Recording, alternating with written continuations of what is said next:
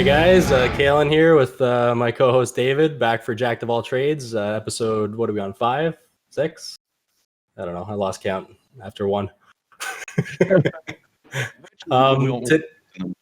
Today we kind of just wanted to go over a couple different things instead of just covering one topic at once. So we're gonna go over GME, GameStop, and KOSS just really quick. A couple of those companies because we wanted to just run through the actual charts and like what a short squeeze is, what to look for, and like why these kind of moves happen. Because this one was hyped a lot, but I mean these kind of moves really do happen relatively frequently in day trading, not to this extent, but it is something you see a lot. So we just kind of wanted to touch on that. And then we kind of wanted to go through bodybuilding and stock trading, just kind of how they link. We thought it was appropriate being that we're called Jack of all trades.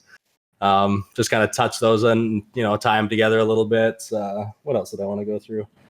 A little bit about on like just how long it actually does take, because I think with moves like this that we're seeing, everybody just gets super excited, which is fine. And I mean, I'm sure a lot of people made a lot of money, but sure probably a lot more people lost money. So we just kind of wanted to touch on David and I's process and how long it actually does take to start making consistent money in the markets, and depending on your life situation, stuff like that. And I think David, you had one more thing that you wanted to run through as well. One thing, but it's kind of like there's a lot of information, because I wanted to tie in, especially with the bodybuilding, that got me thinking. So I wanted to tie in some things that, especially for people just starting out, that they think maybe this trading investing thing is too much for them and they don't know how to get into it. But I wanted to touch on a few things that may make them realize that they may have skills that can be translated to this thing without them knowing it, and how to kind of identify those. And I'll bring up my own story to give those examples. Cool. All right, so Sam, you mind pulling up my screen here real quick, and we'll just kind of walk through GME. First off, just these websites, I don't know if you guys have ever seen them before, but this one here, it's called bigcharts.marketwatch.com. It's really easy to use. I mean, it's got, over here, when you just search any quote and you hit advanced chart, and then, you can change your time frames, 15 minutes, you can change candlesticks, chart size, all that kind of stuff. It's just a really simple charting software that I like to use just to save patterns and stuff like that. Same with this one here. It's just called stockcharts.com. So same idea. You just type in the ticker up here, GME, can change your time periods and stuff like that. Down at the bottom here, there's just a bunch of indicators you can play around with. So first thing I wanted to touch on is basically this. So this is the daily chart on GME. So each one of these candlesticks you're seeing is one day.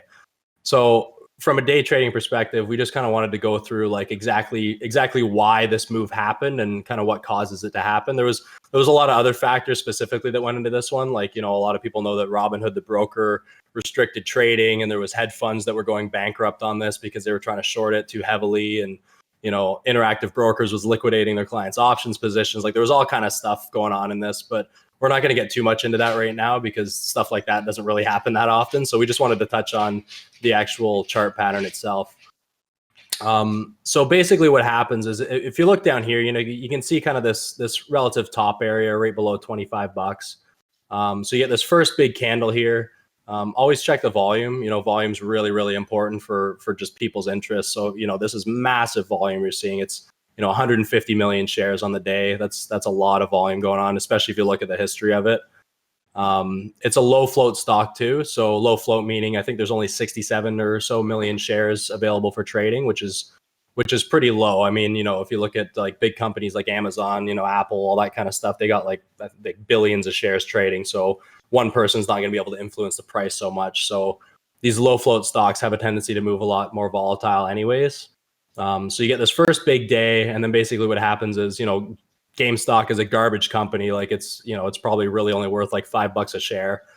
It goes sideways for a couple days, and then you get this next big green day right here. So I can tell you right away what's already happened is after this first day, probably a lot of people got short on this second day here because they're thinking, oh, this thing's gone from, what is that, like $20 up to say 40 at the high. So it's gone up 100%. It kind of gapped up the next day, had a pretty weak day. It's gone red the next day. So everybody's probably starting to short in here. And then what happens is they're just waiting for it to come down so they can cover their position, because fundamentally this company is garbage, right? So what happens is all of a sudden volume dwindles down, it goes down and down. And then all of a sudden, I think this is I don't know if this was when the Reddit guys came in, the Wall Street bets, David, or did that happen right from the start? What date is that? This is the 22nd, I believe, last Friday. December? No, of January. It's the end of January. They came in about 2 weeks ago, I think. So Did they? Okay, so maybe it was this first day they started it, and then it probably just that day, and that's definitely them consolidating that during that period, that low volume period. Okay, so maybe that's what happened. Then this is when they first started talking about it, and then they were just all the buyers were just holding it up as it got more and more popular. So then what happens is you get this day here, which it breaks all these tops. So now, I want to say everybody, but obviously hedge funds went bankrupt, so not everybody covered their shorts, but most of the smart guys, as soon as this goes up and break this top, they're covering their shorts, they're cutting their losses, and everybody knows, when you cover a short, you're buying to get out of the position. So you're buying, pushes the price up again, and now we're even higher, right, on even more volume, 200 million that day. And then the next day, it gaps way up. You get this big spike, which is, this is like a picture perfect short setup, big green day, gaps up, big spike, and then ideally you hit the top, short the top, it comes all the way back down, it finishes red. So anybody that's playing this, I mean, most of the guys probably play this intraday, but obviously there was a large chunk that were trying to swing their short positions overnight. So typically on this kind of a setup, you'd see this sort of thing where you have a red day, we close down here at 75. Next day, usually what happens is it opens down lower and sells off more. And then these guys will just kind of hold their short position, let it ride down for a few days or whatever, right? But in this case, what happened is it actually gapped up. So now anybody that's shorted, in this, basically from here, 80, what would that be? Maybe $90 down to low here. Anybody that's short in this whole range, now all of a sudden they're underwater, right? So they're panicking because this thing's just going up, going up, going up. And obviously you have all these Reddit guys buying it, and all these people are starting to either really freak out because they're getting way underwater, or they're all covering their positions. It's going up and going up and going up. And one thing I learned this a while ago, I thought was really kind of a valuable piece of advice is you gotta look at these in terms of, where the pro traders, I guess you could say, are going to short. So realistically, the guys that are putting the most size on this thing are professional traders, and they're going to be hitting pretty close to the top because they know what they're doing. So anybody that's good, they're shorting this thing probably right up around 150, and then they're letting it come down. Anybody that's not that good, maybe they're getting it in the 110s. Anybody that really doesn't know what they're doing, maybe they're shorting it down here in the 70s, right? So there's all these kind of levels of people that you gotta be aware of. So sometimes you can get these little moves up, and maybe it freaks out the guys that don't really know what they're doing, and it comes back down. But when it gets up close to this top again, now the pros who shorted up here, they're underwater now too, or they're very close to it. And then all of a sudden, that's what happens after market. As soon as it starts to go up after hours, all these guys are just panicking, covering all their position after hours, pre-market, and it just goes, this is a logarithmic scale. So this is up to, $500. I think it went up to pre-market. So it went from 150 up to 500 that night. And that's basically just all these professional traders who shorted it up at the top here. They're all covering, all the hedge funds are covering. So that's what we call a short squeeze. So we'll flip over here. This is the intraday chart. So these are all, each one of these sections from here to here, this line to this line, this line to this line, those are all one day. And each candle here is 15 minutes. Just as, just kind of give you an indication. So again, this is that first day once we broke out. So if I flip back over here, that's this day right here when we first broke out. So you can see, it kind of ramped up into the afternoon, came across, and then this is what happens. You get the big gap up, you get this big spike, everybody shorts, comes down further. Stock looks like it's dead. It just kind of peters along. And then this is just basically really, really steady, heavy buying pressure right here. Like this is, I don't want to say it's rare, but this is a really good indication of having like a big, big gap up the next day. Because if you look at the volume down here too, I mean, in the morning, there's not a whole heck of a lot of volume. It's barely gapped up. All the guys that are short up here are still saying, okay, whatever, it's just moving sideways. Volume's dying down. It's going to flutter off to zero. But what starts happening is, right around lunchtime, it just starts creeping up, on huge volume. So it's just slowly going up. And it's just, all these guys are just slowly getting pushed out of their position. They might even be adding. Maybe it goes up here and they're adding more and they're adding more and they're adding more. And just waiting for this thing to come down. While at the same time, you have all, the Reddit guys, the Robinhood traders, they're all just steadily buying and buying and buying and buying. And then you get the close here. And then what happened at the close, it doesn't show on this chart, but it started to go up again. And then pre-market, it went way up. So now all of a sudden, you get this massive gap up here in the morning. And then essentially from then on, it's just, chaos. Like this was the day that Robinhood, I believe, cut off all their users from trading the stock. So they were allowed to close their positions, if I'm correct, but they weren't allowed to buy anymore. So only closing and selling. Right. So, you got to like a lot of the Robinhood traders, I'm not bashing the Robinhood traders, but the reality is, it's a free platform. So most of the people that are on there really don't know what they're doing because they're not, they're just kind of like, oh, it's free, we'll try it out, whatever. So a lot of them, I would imagine, are just holding their positions because they're saying, oh, I bought this thing a couple days ago at $80 or whatever, and now it's it's gapped up, it's $340. Perfect. This thing's gonna go to 1,000. I'm gonna be a millionaire by Friday, right? So that's what everybody's thinking. But if you look at the volume down here, we're trading, average maybe 1 million shares on each one of these 15-minute candles, which is not very much volume, considering the past few days, we had upwards of 10, 12 million on each one of these candles. So what's happened here now is this essentially reduced the float even more. So I mean, there's no way to tell exactly what the numbers are, but let's say, it's a 67 million float or whatever it is. So let's say the guys own, the Robinhood guys own 50 million of those shares long. So they're all hoping this thing's going to go up. So now you only got 17 million shares that are tradable now. So now you have even less of a float, which makes this thing even more volatile. So, you get this morning spike, maybe a bunch of these Robinhooders, sold their positions because they made a whole bunch of money here. You get this big crash, it kind of comes back up. People are probably still fighting this thing, trying to short. You get these big pops usually on these because anybody that's short down here who's held this whole night, it comes way up, it comes down. They're thinking, okay, I got to get out of this. So, they're taking a, what is that, $100 loss per share, but, they're just trying to get out at all costs at this point because they don't know how high it's going to go. And then throughout the day, it kind of trades, it just trades sideways a little bit. And then here what happens is we finally get a gap down. But now you get this big parabolic spike in the morning again. So you get this big push up, all the shorts are panicking again because anybody that's, maybe these guys shorted down here, right? Maybe they shorted at these bottoms. And then the next day it opens down and it's lower than this bottom. And they're thinking, great, let's get the hell out of this thing.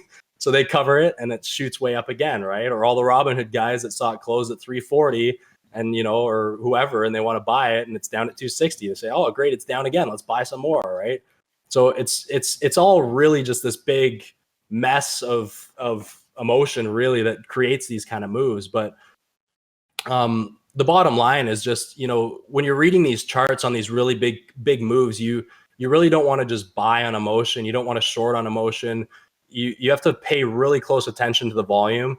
You have to pay really close attention to what people on the opposite side of the trade would be thinking. So let's say on this day you're looking here and you're thinking, okay, maybe I will buy this thing. It's at $80. It went up to 150. It's kind of holding all day.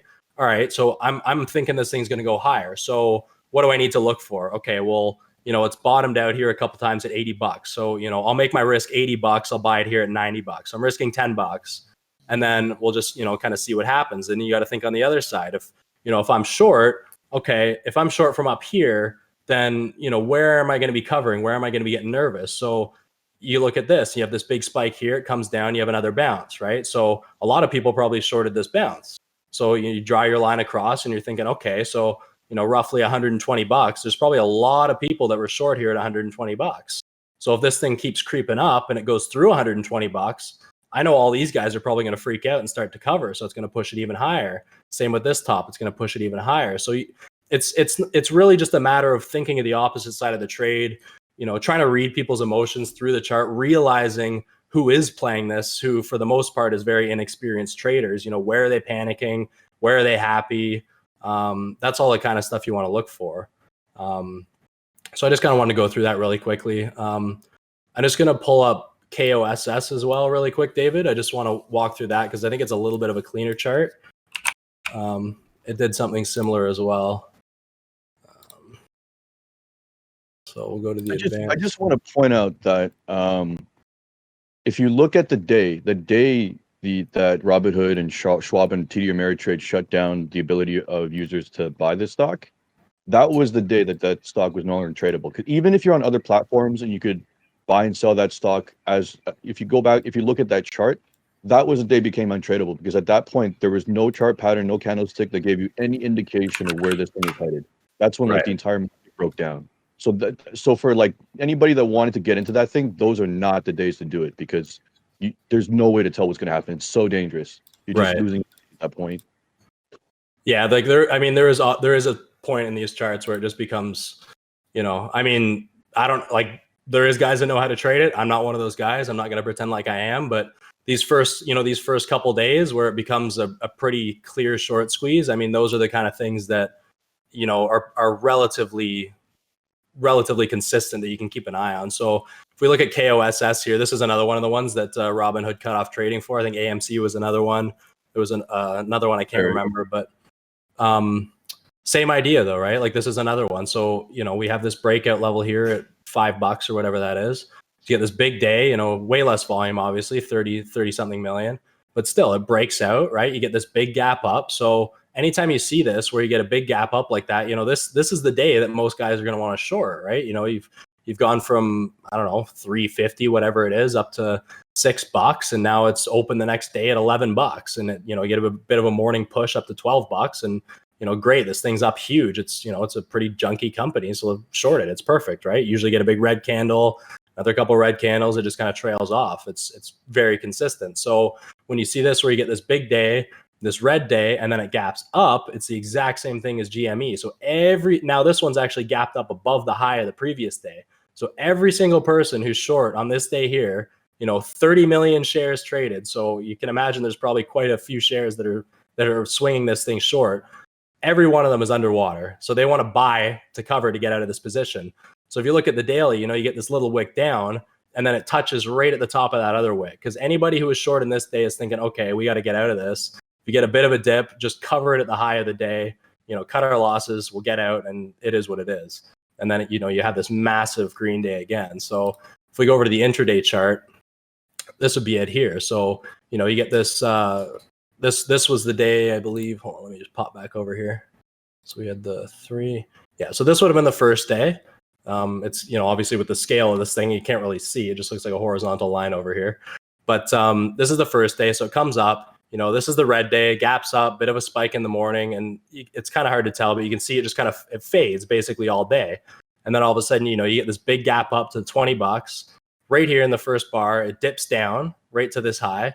So everybody covers, right? And you get this big wick because, it's like comes down and it shoots it right back up because everybody's covering in that wick. And then it kind of, moves sideways a little bit. And then right here, anybody who didn't get out on this wick, this is all covering now. So everybody that's, either shorted this on this day or they shorted back here, now they're just covering in panic to get the hell out of this thing, right? So they're squeezing up. And then again, same thing. You probably have a bunch of guys that's shorting this up here. $40 is a nice round number, $42. Starting short here, you get a big pullback, $10 a share. That's a pretty solid move. And then same kind of thing that we see on GME, it moves sideways throughout the day. It never really breaks down. And then at the end of the day, look what happens again. You get to this high, all of a sudden you get this big green candle. So everybody that's short up here now, move over, it kind of sits there for a second, and then boom, it just blows through because all these guys are panic covering, pushes it way up. You get a bit of a dip. Then the next morning, same thing happens, gaps way up. You get this big morning spike and then this huge crash, like almost identical pattern to what happened on GME. So I've already explained it all on GME, so I don't want to, drag this out for too long, but that's just really the bottom line, guys, is you got to try and look at both sides of the trade, and basically whatever your bias happens to be, you want to be getting in when the other guys are going to start panicking. So if I'm short, I want to be getting in when the longs are starting to freak out, or if I'm long, I want to be getting in when the shorts are starting to freak out, right? So, if I'm shorting, and I get this huge line here, this big wick, and it just slams down, big red bar. Okay, I know that anybody who bought above $100 now is freaking out because they're down $40 a share. So I want to short this on any bounce, risking the high a day. Same thing with the longs, right? If you're in here and you're kind of watching this, you're thinking, oh, I might want to buy this thing. Then it comes up to new highs. As soon as it breaks those highs, you're thinking, okay, everybody who's shorted this whole first part of the day, now they got to cover, or because they're losing money every minute here. So this, this is kind of where I want to buy. This is where I want to take advantage of the panic of the other side of the trade. So, I kind of always want to touch on that. Before you move this chart, I just want to point out it's exactly the same thing as the GME, but soon as the day that the brokerages put the stops on the trading, that's the day when the stock price started to move like 100% in hours, not in days, right? Right. So I want to point out to people that it's really important to look at the volume. When you have those kind of price moves and such low volume, in this case, because the brokerage had stopped trading, I wouldn't even trade that, because one buy order can send that thing up 20, 30, $50 because there's literally there's not enough shares changing hands. So in order for you to make a bid, someone's like, no, I'm going to make you bid higher. And so the prices will just keep going at like astronomically higher. Right. And it's the same thing here. This is the same time frame roughly. And, the first 2 days here, we have pretty decent volume. I mean, it's averaging. That's normal trading.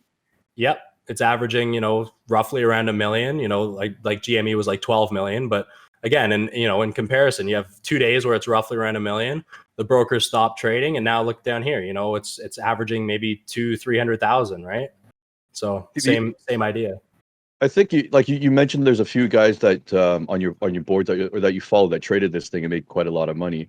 Yep. I just want to say you can trade this, but not by looking at the chart. You can trade this if you understand bet sizing, position sizing, and you set hard stops. You know exactly where your out's going to be. But if you want to trade this thinking, oh, I'm going to read the candles and it looks like it's on an uptrend, I'm going to buy into it, you just lost your money. You just gave it to the market. Yeah, that's why I've said it quite a few times on the podcast here is I read a lot of psychology books because I'm really interested in reading people's emotion, and it's once learning how to read emotion through a candlestick chart is immensely helpful for day trading, especially on these like big moves like this, because as soon as you can see panic on one of the sides, long or short, as soon as you get a really good handle on that, you can tie the volume in, where all the longs are freaking out, then that's where you just want to pile on short, or vice versa, right? So it's a really, really valuable tool. So someone else's emotional trading is your opportunity. Exactly. You should never be emotional. Like if you find yourself like that's why this whole week is just frustrated me, because I've had so many people like, oh, GME's gone up this much. Like, I want to buy it. Should I buy it? Like, now it's up this much. Like, you told me not to buy it. And then, I just bought one share. I just figured out, like, I know it's a gamble, but I'm like, it's just the way that they're talking to me. I'm like, if you're that emotional, think about buying a house or buying a car. Like, if you walk into the car dealership and you're going, oh man, I love this car. Like, oh, it's my favorite car. My dad had this when I was a kid. And the sales guy, who's the market makers, they can see, this guy's really excited about this car. He's going to go, oh, like, I've actually had 3 other inquiries on this car. Like, you should probably I don't know if it's going to be here by the end of the day. You're going, oh man, okay, well, yeah, don't worry about the discount. I'm just going to take it. Right. Like that's the way it works. Right. Whereas if you're just, you relax and you say like, okay, let's think this through.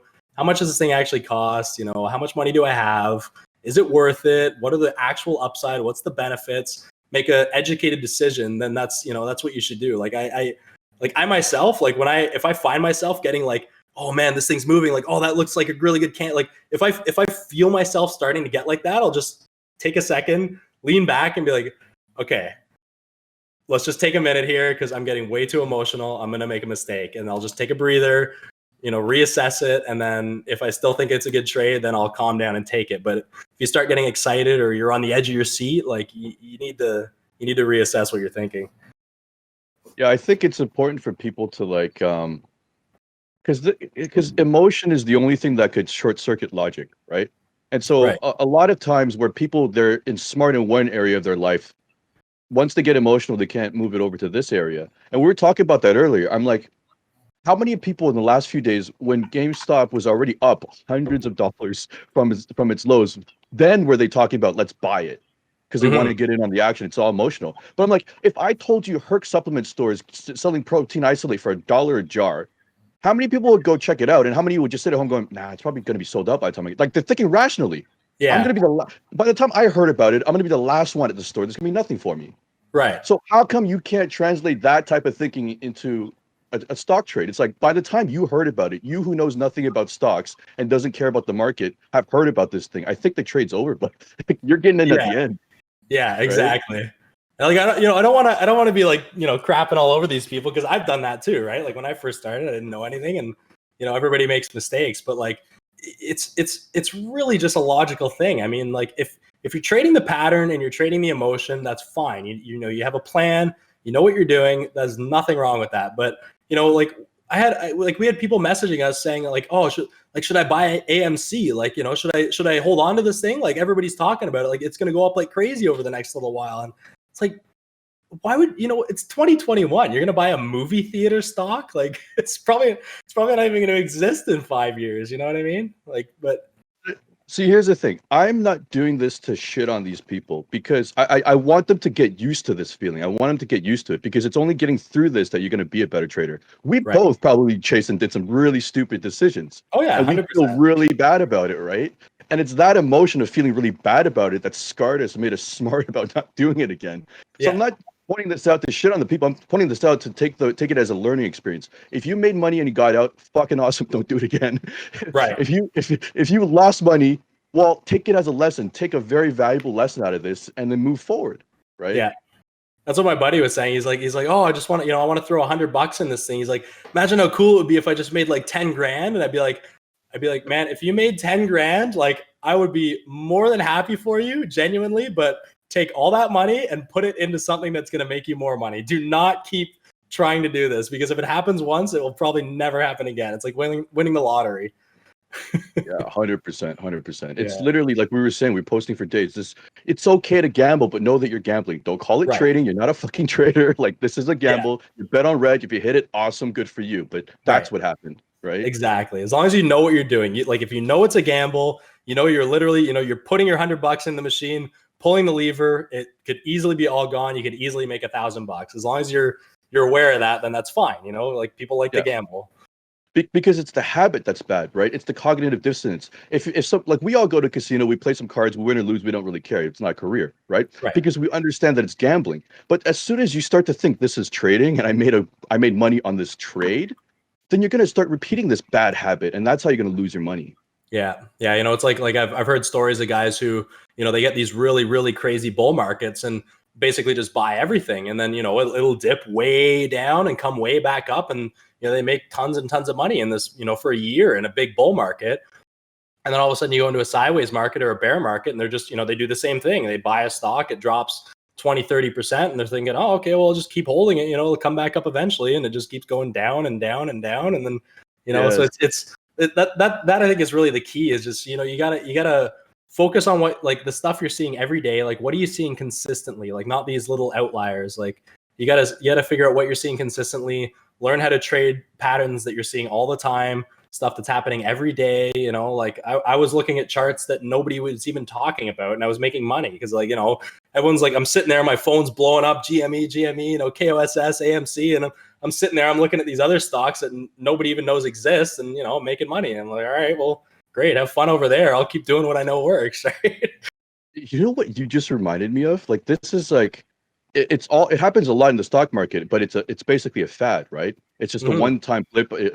Some similar things might happen down the road, but they're not predictable, and you certainly can't make a career or even like a side job doing it, right? But what it reminded me of, and I want to give a good example of this, like, we're old enough to remember shit like Yu-Gi-Oh cards. Remember Pogs? Oh yeah. Everybody got into those things to the point where some of them became collectible, and people were paying extra, way more than they're worth. Well, what are they worth now? Like a coaster, like Pogs are like coasters now, right? Yeah. Like, like Crazy Bones, like all that stuff. if these things are cool to watch, maybe if we want to take part in it just for fun, but that's like a one-off thing. Like, they never happen. Yeah. Right? Or never happen. I mean, yeah, that's the biggest thing, guys. I mean, it's fine to get excited. I mean, if it gets people excited about the stock market and they want to learn to trade, then, great. All the power to you. It's a great, way to make some extra money, and it's a really handy tool. It's something you can use for literally the rest of your life. So I think everybody should learn how to do it. But it's just, it's like, people don't just make, $10 million in 2 days and then do it all. Like, it doesn't happen. So just, look for the consistent money, look for, a couple bucks a day, and then just work your way up from there. It's going to be, you don't want that kind of stress either. You don't want to be one of those guys that's just gambling and gives himself a heart attack when he's 25 years old. Like, all that's, it's just not worth it. So And this Um, ties into like the next part of what we want to talk about, how we strongly believe our bodybuilding backgrounds has helped us as traders and investors, Yeah, I actually right? had. I remember I was in a chat room a little while ago, and I had one of my picture was like one of the ones that you took of me actually when I did my prep.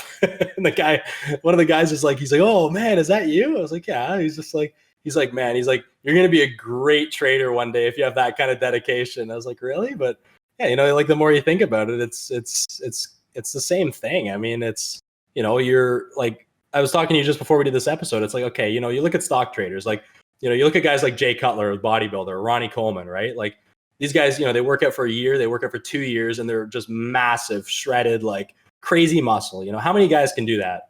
Maybe, 1% of the guys that are working out all the time, like maybe less realistically. So, and then you hear about traders and it's like, oh, I heard this guy who, he turned a $5,000 account into $1 million last year. And now he's worth 10 million. Now he's running $100 million hedge fund a few years later. It's like, okay, well, that's great. But, there's probably maybe one or two of those guys a year, realistically. I mean, it's like bodybuilding. Like most of us just have to go in and, do the work every day. You get a little bit better, a little bit bigger, a little bit stronger. It's like trying to work on your bench, aim to add 2, 3, 4 pounds a month to your bench press, aim to add, 2, 3, 4, $5, a month to your trades. It's the same thing.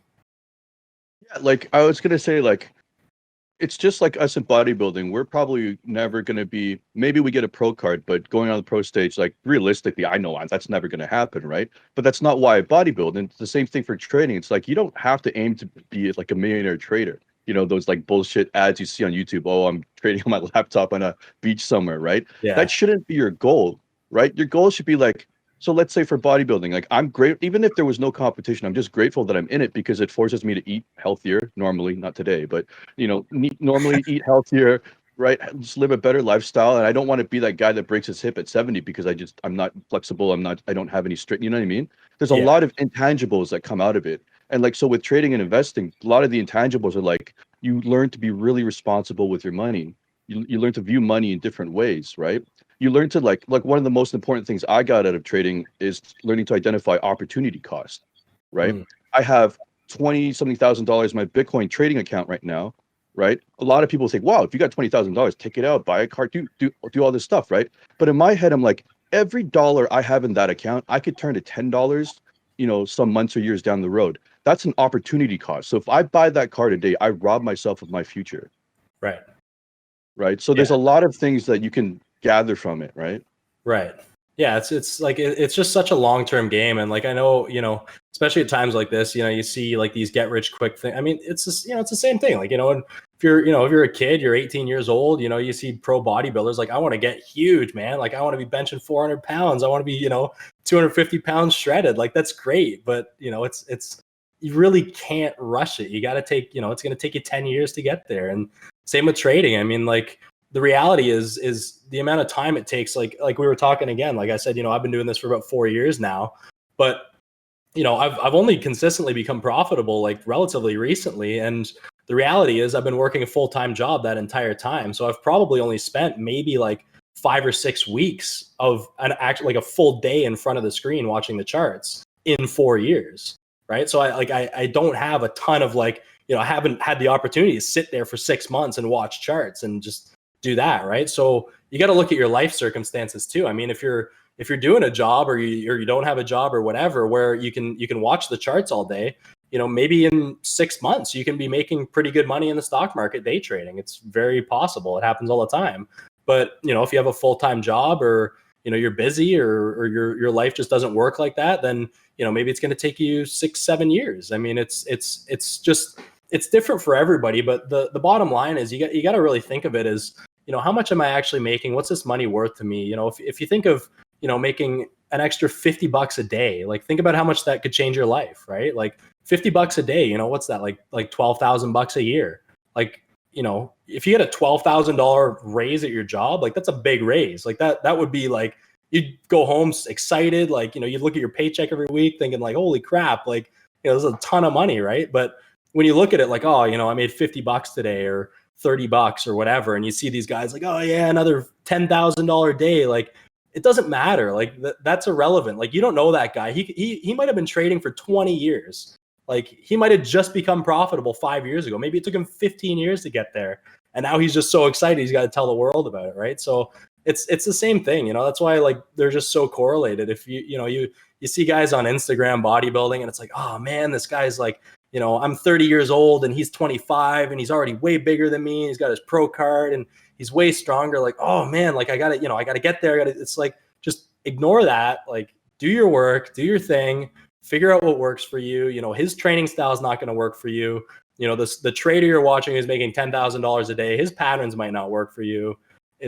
They're both very individual, and it just takes a lot of time to figure out what works for you. I mean, like, what training style works for you, what trading style works for you, and and also how far you're willing to go with it. I mean, you look at, Mr. Olympia, like, are you willing to push your body that far? Are you willing to do that? Are you willing to go to those extremes? It's the same as stock trading. The idea of making $10,000 a day is really appealing, but do you really have the mentality to put that much money on the line? Like, are you going to be able to do that comfortably every single day? Are you going to be able to risk that amount of capital all the time? Like, you might just not have that in you. Right. So there's all these factors that it all seems exciting and it seems great, but you really have to not focus on other people and just try and figure out something that works for you, where you're comfortable. I mean, if stock trading stresses you the hell out and you're sweating your ass off and you're always nervous and you're every day when you have a little loss, you feel like you want to like rip your hair out, like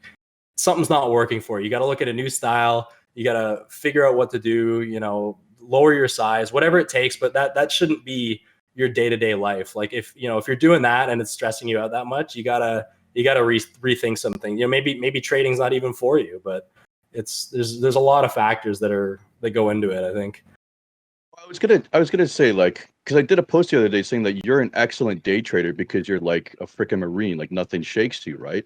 And that's a huge thing to be a day trader. You can't be shaken by the price moves. You can't be shaken by the market. You have to think logically and clearly, right? Right. Me, you see my posts. I'm a pretty emotional guy. Like I get triggered pretty fucking easily, right? Yeah. But the funny thing is, I've found a way to be able to trade consistently and make money, right? Right. But going on to what you said earlier, I thought it was really funny because it seems like we both started trading about 4 years ago. So we've had about 4 years in it. Both of us started just making money recently, like in the last year and a bit, right? And you said it's pretty common on your forum that those guys are saying that's about the time period, right? Yep. But here's what I found that was interesting, though. You said you spent about 5 weeks just kind of like really digging into it, and then you gotten to the point where you can consistently make money over the 4 year span, right? I have been trying very hard for all 4 years because my job is seasonal, right? So I do have like chunks of time off. Right. So I've tried very, very hard during those chunks of time off to learn, and it still took me 4 years. So I think this is an awesome contrast for people to realize that there's a set amount of time that you should expect to get good at this, but there's also a variable in the amount of effort. Like some people just take to it and some people don't, right? Right. And I think the reason that it took me so much longer was because of my emotional factor, right? But that's not to say that you can't be a trader if you're emotional, because what I found has worked for me is that there's a few things I can do to get over being overly emotional, right? If I bet a smaller size, I'm obviously not going to care too much about the trade, and suddenly that mitigates a lot of the emotional factor, right? If I'm getting, so I think I'm pretty good at the technicals now, reading chart patterns, candles and stuff, right? So if I can get really good at identifying the technicals and just stick to a plan, then I can do well. It'll just override my emotions because I'm like, I don't care how I'm feeling. That's my plan. If the stock price moves beyond where I'm comfortable, I am out. I don't care. Right. And like, I know we're talking like earlier, like I'd seem to always get out of a trade like 30% before it reached its top because I'm just emotional. I just want to cash out. But that's okay because I'm still getting out in the green. Right. Right. Yeah. So sorry, go on. No, go ahead. I'm finished. Okay. I was just gonna say, like, I remember, like I posted that on our Instagram page the other day because again, with all these stocks that are going right now, everyone's like, oh, if I had bought it at $20, it's $500 now. I would have made this much money. And I said, you guys got to realize, like, you can't think like that, or it's gonna drive you insane. Like, when I make a trade, like I have, like with the specific style that I do, I have somewhere I want to get in. And and I have somewhere I want to get out because that's where I'm comfortable. That's what I'm you know, I don't want to say I know, but that's what I'm pretty sure is going to happen. So like one of the trades I took the other day, you know, it was at, I think the stock was at like $6.20 or something. And like, I wanted to get it up close to 650 because that, you know, the way the pattern set up, that's where I was, you know, like I've seen this a bunch of times. Usually it goes to there and then it kind of flutters off. Right. So I bought it, you know, I made 30 cents and then it went up, I think, to like $8. So, but you know, that's great. You know, I would have made, you know, 10 times as much as I did, but that's not the play. And, you know, it kept going up, but I didn't see anything that I knew to justify getting back into that position. So I made my money. I took my trade. I know that, you know, 80% of the time that's not going to happen. So I don't really care because I got to do what I know works for me. And you have to ignore the rest because, you know, hindsight's amazing. It's like, oh, if I bought Microsoft in the, you know, in the 90s, I'd be a millionaire. It's like, yeah, but you know, if you bought Microsoft in the 90s and, you know, you put, I don't know what the price ranges are, but, you know, let's say you put 10 grand into it and 10 years later, it's worth $500,000. Like, you know, think about who you are. Are you going to sell that? Like, I know a lot of people probably would have sold it. They probably would have sold it earlier. You know, if you turn 10,000 into 100,000, probably sell it. And then, you know, and then it goes up even higher and you could have been worth 10 million, but you took the 100,000, right? Like it's all hindsight. So you gotta look at it like that. I find like mentally it helps you. It helps me a lot anyways in day trading, not get stressed out about those big moves. Just have a set plan, you know, where you want to get in, where you want to get out, and everything outside of that, just don't worry about it. Yeah, there's a trader that I was following when I first started years ago. He was really good at the technicals, but he said one thing that stuck in my mind. He's like, you plan the trade and you trade the plan. You don't go outside of that box. Yeah. Right. 100%. Yeah, because like the thing is like, yeah, you got out at 30 cents, but the thing went up like a few bucks. But people who think probabilistically about their profits or their losses are just doing themselves a disservice because you can't change the future. You can't predict the future and you can't change the past, right? What you can control is what's happening right in front of you. I'm in my profit. It's according to plan. I'm getting out. You should be proud of that, right? Yeah. Some of my most memorable trades has nothing to do actually because it's especially important to me because I'm emotional, right? Some of the best trades that I've done have nothing to do with the dollar value of how much money I made. Some of the best trades I've done were me stopping out. Yeah. I set, you know what I mean? And you know me, I don't really set stops. So when I do, I'm like, that's it. So when I stopped out and I rummed, I'm just like, I'm so freaking proud of myself for doing that. Yeah. Like honestly, I've had times where I've stopped out of a trade and it's dipped down, done something weird I've never seen before and gone right back in my direction. But like, you know, you have that split second of frustration, but at the end of the day, it's like, you know what? Like I stuck to my plan and I know that most of the time that's where the play dies. So I can't just eliminate this stop now because that's going to cost me more money in the future. Right. I didn't want to talk about this, but because it happened like 2 days ago, but I feel more comfortable now because I've told two people. But so you know, sometimes I like sleep really late at night or don't sleep at all because I'm just reading a bunch of stuff, right? Yeah. So so the other day I didn't sleep and I was trading Bitcoin in the morning because it's 24/7, and I was watching something play out in the pattern, and I was about to make an order. I was about to make a market order because it was like an audible. I just saw something take place, right? So I put 50 contracts for sale, and then the stock price just kind of changed what the outlook was going to be. And I'm like, you know what? Let me stay out of it because I think I know what's going to happen, but I'm not to that level of certainty. So let me just not play it, right? So I just left it. I walked away. I came back a few hours later, and I saw another play. I'm like, okay, shit, I want to play this market. But I wasn't sure. So this is where position sizing comes in. I was like, let me put in 30 contracts. I'm not so 50. I was sure. 30. I'm not so sure, right? So I plugged in 30 real quick. I'm a little groggy and tired. I plugged in 30 real quick, and I hit market, and I got into the position. So I'm just again looking back at the charts back and forth in my position. I'm just checking it out, and then I look down at my P&L. I'm like, how the fuck am I up $1,500? Mm. Because usually my trades will maximum net me like 250. Like that's a good day, right? I'm up $1,500 in this trade. I put 50 and I never deleted it. Then I put 30 in front of the 50. Oh shit. I was in a $350,000 position. Oh. So with a 0.5% move, that's how I made $15,000. Wow. I took a screenshot. I set my stop, and the second I set my stop, it went against me. Really? I still have the screenshot. I wish I had the screenshot with the stop, but Did you make money or did it just cut you out at break even? with the fees and shit, and like it was so close. Like I made nothing. I made like $3 off of it. Wow, I've done that before. The point is, I could have lost like I don't even know how much, right? Yeah. Holy, yeah, man. Like I did that. I think the worst time I ever did that, I was trying to trade. I don't remember what the stock was, but it was like a $60 stock. And this was like, this is probably a year ago now, like when I definitely don't know what I know now.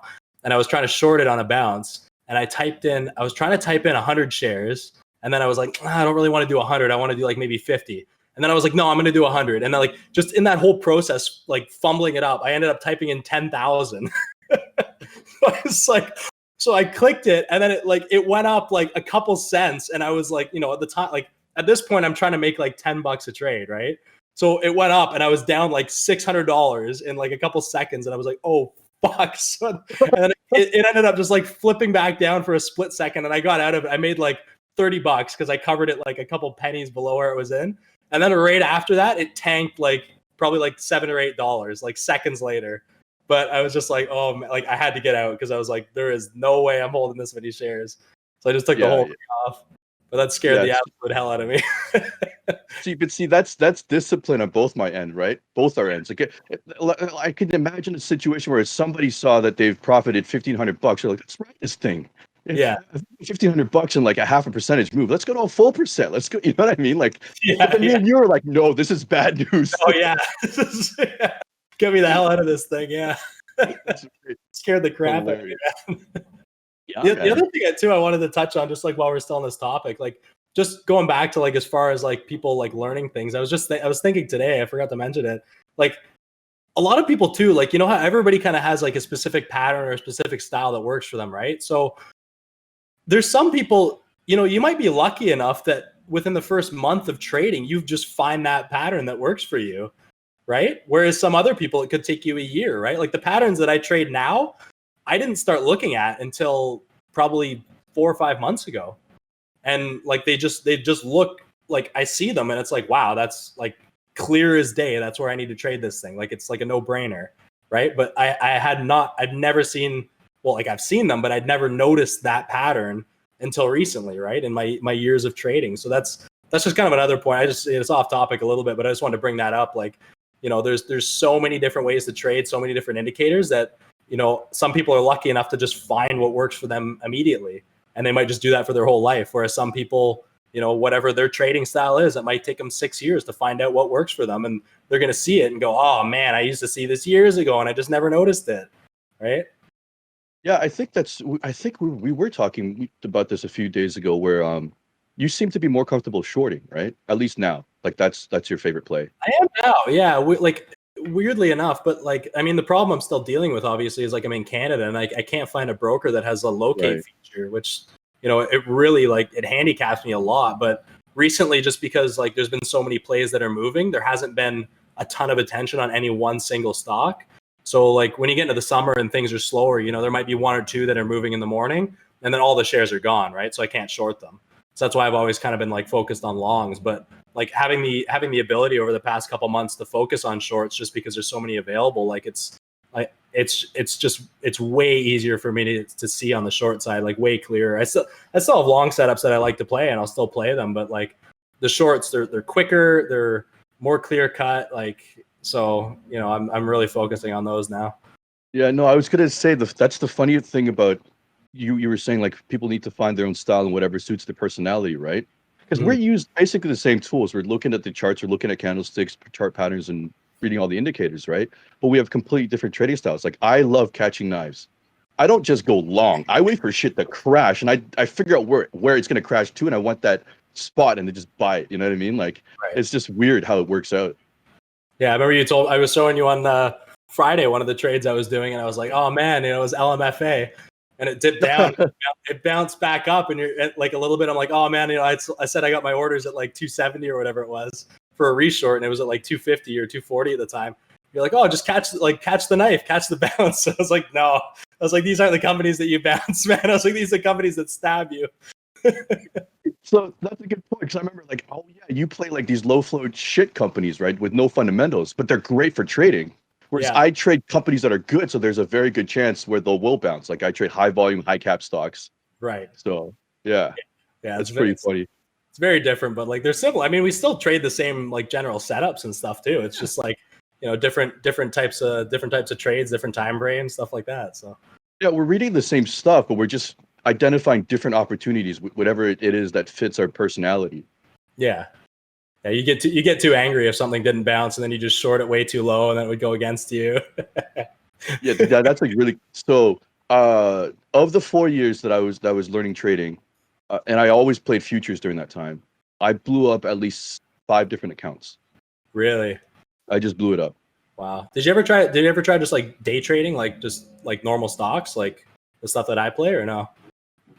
You know what it is? At that time, I was only I never thought to look at these very low cap stocks, which have the high volatility, and the high cap ones really don't, right? And Right. so the only reason I played futures and I played crypto was because they like a small day of volatility on crypto is like 5%. Like Right. you like a 20% move day is like a normal day. So like I wanted to play that kind of volatility. Yeah. Yeah, I know. I guess too, if you're looking in like the large caps and stuff, like like if you're in that world, like they kind of crap on the small cap land, right? Because like, oh, those are way too volatile. It's gambling. Like, don't touch those. There's no way to read them. The patterns don't work. I've heard it all, right? Like, people tell me all the time, like, oh, what you're doing is gambling. It doesn't work. And I'm like, okay, well, I made money, so I think it works. It's just the interesting thing. It's a with the large caps, it's a time frame issue, right? With the small caps, they'll have the same moves, but in like the minute, the 5 minute, 10 minute, hourly charts, right? The Right. large caps, I'm looking at the same thing, but it's taking place on the daily, weekly, and monthly charts. So it's a Yeah. matter of patience, right? So that's why my main money is in investing, because I'm like, we're still seeing the same patterns just over different time frames. And so like for my investing, I'm like, I'll buy a dip this month and I'll wait it out 6 months, a year, whatever it is, right? But it's still the Yeah. same idea. Yeah. And I remember we were talking about that before too, where you were saying that once you learn technicals, it just made your trading even that much better, because before you're fully fundamentally based, so you wouldn't really know where you were buying on the chart, and then it might come way down or whatever, but your thesis is still good, so you're going to still make money. But now you can just time those entries a little bit better and capitalize on it even more, right? Yeah, there's two things. I always tell this to people. I'm like, a good entry could negate a bad trade, Yeah. right? If you're wrong about the stock, but you were like bang on with your entry, you can get out and profit. You could, there's a lot of play, right? Whereas like if you're just, but I want to say like when those early days when I was trading only on fundamentals, when I got to the point where I believed my thesis, I liked my research, do you know how I decided when to buy it or what price? What? I literally pulled up the chart. I'm like, oh, this is the high of the month. That's the low of the month. I'll buy in the middle. That works, sure. Cool, right? I'm like, middle of utility. That's hilarious. That's how I decided to get in, man. There was there's a video that I sent to you earlier that I was watching. There's a book that I read years ago. It's called Outliers, but it put me down on this path of thinking, because I get asked. I've gotten since we started this channel, I've gotten more people messaging me and asking, how do I get started? They want like a checklist or like a book or a one resource to kind of like get into it with, right?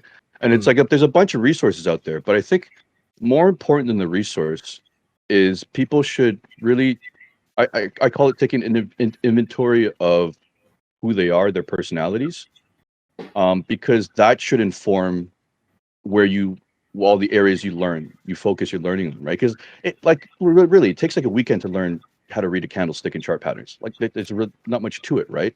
But it's Mhm. everything else that makes a difference, right? Right. So like well, a couple things. There's like years ago I read this book called Anti-Fragile. It's written by the guy Nassim Taleb. He made a ton of money in 2008 when the whole market crashed, right? And his whole betting style was based on betting on things that rarely happen, right? But that book touched on a really interesting subject. It's like, if I were to ask you, what is the opposite of fragile? What would that one word or couple of words be? Hard. Hard, right? So a lot of people would say that. They're like, the opposite of fragile is hard, rigid, solid, whatever. It's something, right? Very But sexual. yeah,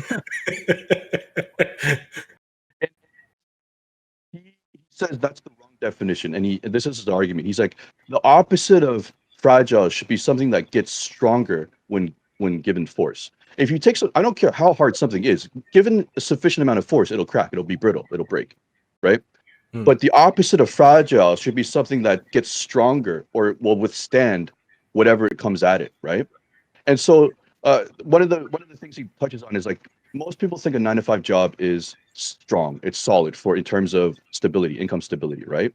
But it's like go back to 2008, how many people in just one day lost their jobs, right? Across age groups, and how hard and how devastating is that to your family, to your income, right?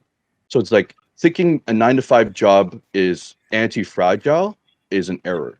He's like, if you look at a cab driver, an Uber driver, or whatever, right? You think their lifestyle is fragile because it's like it's not income security somewhat, right? You don't know where your next check is coming from. But he argues like, well, think about it. If he has one client ditch him today, he might have 5 more show up later. He's not his income isn't set to one source. As many clients as that you can get in your card, that's your income, right? And so going back to what we were saying about like people getting into trading as a side hustle, as a hobby, that's adding anti-fragility into your life, right? Right now, both of us, most people aren't really working, especially me, right? But I'm still able to generate an income. So like my income sources have gotten to the point where it's kind of anti-fragile. I have my investment portfolio, I have my day trading portfolio, then I have my photography stuff. If either one of these things doesn't go well, I have the other one to rely on. So this is what's meant as anti-fragile. So I thought that was pretty cool to start thinking about that, right? So it's a good idea to get into this just to kind of add some stability to your life. Yeah. I think that just goes for, anybody, excuse me, anybody like in general. I mean, it's like they always say that, the richest guys in the world have 7 sources of income. But I mean, I think everybody should have at least a couple sources of income, whether it's, day trading, you have long-term investing, maybe a little bit of real estate, just something, because if you're relying on one thing, I mean, especially in the corporate world, I mean, I worked in corporate and I absolutely hated it. And I seen stuff that like, that totally opened my eyes to the way that world works. I mean, I worked as an engineer, and I remember like the first time I saw it, I was right out of school, and I was on a site, and the developer for I worked in subdivisions and stuff. The developer comes out and he's like this newer, like kind of younger guy. And the guy that was there before, he was like, he was great. He was like, he was an older gentleman. He had like, I don't know, 15 sites on the go. He knew more about the site than I did. And I was there every day. Like the guy was like phenomenal at his job. And this new guy comes in and he's like, he's a younger guy or whatever. And I ask him like, oh, like is, so-and-so like doesn't work here anymore. And they say, no, he kind of like, they let him go. And I was like, oh, that's kind of weird. So like, I kind of weaseled my way around and kind of got to the bottom of it. And basically what had happened is, he essentially got too expensive. So what happened is they walked in one day. He'd been there for, I think 15 years, 20 years, walked in, took his computer while he was working on it, just closed his computer so he couldn't take or delete any company files, gave him a severance package for 2 years pay and said, thank you very much. We appreciate everything you've done. And walked him out the door just like that. And then the same thing happened again a little bit later with one of the builders that I knew. I was emailing him, and then I get a response back. This is maybe, 6 or 7 months later. The economy is fine and everything at this point. This is years ago. Like there's nothing wrong. Business is great. And then I get a bounce back email and it's somebody else. And I was like, oh, like what happened to so-and-so? And it was the exact same story. They said, he'd been there for 25 years or something. Like the guy was like in his 50s. And they just came in and said, like, sorry, like we have budget cuts coming from head office. Like we're going to have to let you go. And, now the guy he's 50 something years old. He's probably got 5-6 more years to retirement. First off, who's going to hire someone that old at the kind of wage he's going to be getting? Because they know he's going to be there for maybe a couple of years at best. And, so I started seeing that. As soon as I saw that the first time, I immediately started looking to get out of there. I started looking for jobs right away. So like this is not stability. This is scary. Yeah. And I'll even take the other side of the coin. Let's just say you're in the job and you work it till the end, right?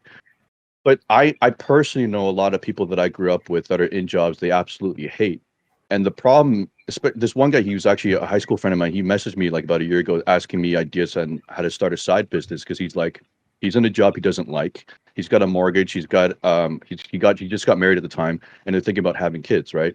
So it's like, even if you wanted to leave the job, forget just losing the job. Even if you want to leave the job, you're pretty much locked, right? Whereas if you had a decent side hustle that could kind of like keep you going for a little bit, and that job is making you miserable, you might be able to kind of leave it and just look for something better. You have that cushion, Right. But putting all your eggs in one basket, there's so many different things that could make it such a hard go at it, hard life at it.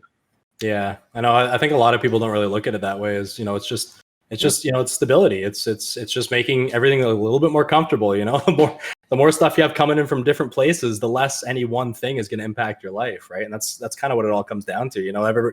Like I always think, it's really not, it's not money. I'm not looking to, I'm not like, oh, I need to make this much money every day. It's the freedom. Like that's what we want to have, right? Like the freedom to be able to do what you want to do, when you want to do it, from wherever you want to do it, be comfortable, like, in hard times. I mean, that's just why I love the market so much. I mean, the markets have been here since the 1800s. I mean, they're not going anywhere tomorrow. And if they do, then we got a lot bigger problems on our hands than just not being able to trade. Right. So that's right. Like you can learn how to do this now, and, you can be 80 years old and retired and just, piddle away at it at home. If you want to go on vacation, like, okay, like, let's trade the markets for a little bit, make some money and pay for our vacation. You don't have to go back to work. Like it's there's so many opportunities. That's why I like it so much.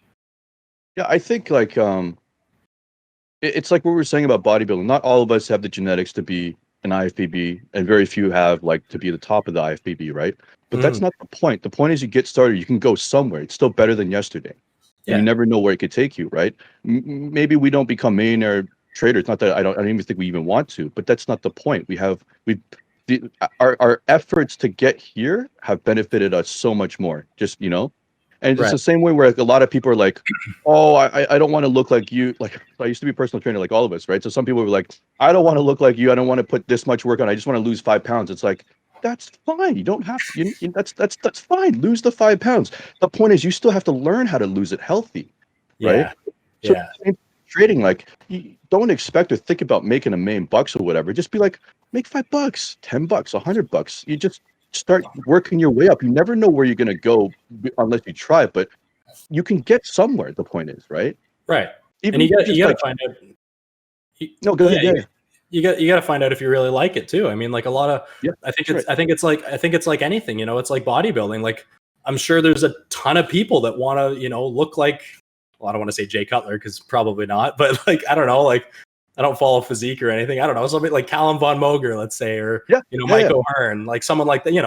There's probably thousands of people that would love to look like that, but they don't have a passion for going to the gym. Like it's miserable. They hate it. They don't like the dieting, and they so they like the idea of looking like that, but they don't, they're not, I don't want to say they're not willing to put in the work, but they just don't have the passion for it. It's not like, oh, I want to wake up on a Saturday morning and go hit legs because I'm going to look like that one day. Like if you don't have that, you're never going to get to that level. Right. So trading is the same kind of thing. I mean, unless I think unless you have a real passion for it, like I was telling you the other day, like, I go to bed at night and I close my eyes. Like all I see is stock charts. Like I'll lay there and I toss and turn. And like, if I think about something, I'm like, wait, I think I saw this today. I'll get out of bed, turn my computer on and look at the chart and be like, oh yeah, there it is. And then I'll save it and I'll look at it the next day. Right. And like, outside of work, I spend like Monday to Friday, I'm on my computer at least probably, I would say 4 to 6 hours every night, Monday to Friday. And then I spend probably, 6-7 hours both Saturday and Sunday on my computer or reading like every day. And I mean, I'm not doing this full time. It's, it's just a part-time thing for me right now, but it's one of those things that I can't stop thinking about. So, we'll see where it takes you. But even if you don't have like if you think about the fitness side of things, like you might not necessarily want to go to the gym 5-6 days a week and, look like Mr. Olympia, but you can go to the gym 2 or 3 days a week and keep yourself in really good shape. I mean, you could learn how to trade and not be that obsessed with it and, swing trade lightly. And, you could make an extra $5,000, $10,000, $15,000 a year. And that's huge. Like that would pay for a vacation. That would pay for, half your mortgage. That would pay for, car payments. Like that. It's it doesn't have to be $1 million to be life changing. I think that's what people need to realize.